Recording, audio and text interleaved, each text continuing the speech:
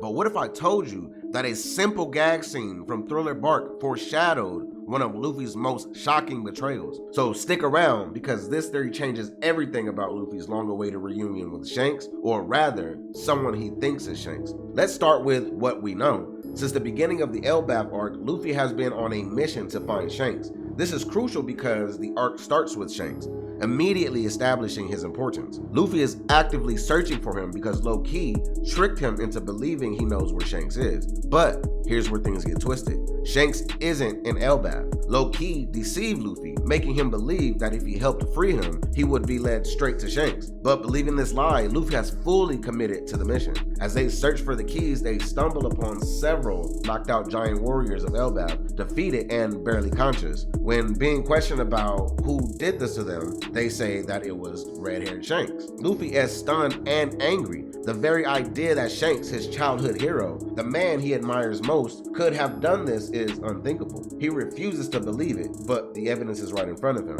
Now, filled with uncertainty, but still desperate for answers, Luffy presses forward. Luffy won't run into Shamrock on his way back to Loki because after attacking Loki, Shamrock and his partner leave. This will likely prompt Luffy to track down the pair that attacked Loki, leading him to an even bigger confrontation. As Luffy pursues them, Shamrock and his partner set their sights on a new target, the children of Elbaf. This will set the stage for an epic showdown where Luffy finally sees who he believes to be Shanks. This confrontation will unfold just as described before, but now, Luffy's confusion will be even greater. He will witness the man he idolized attacking the children of Elbaf, creating an emotional and psychological conflict unlike anything he's faced before, besides the death of Ace. Now, let's rewind to Thriller Barc. Remember when Luffy encountered the zombie Cerberus? In classic Luffy fashion, he tried to befriend it, only to be attacked instead. At that time, it was played off as a joke, but what if that moment was actually a direct foreshadowing of what's about to happen in Elbaf? Now,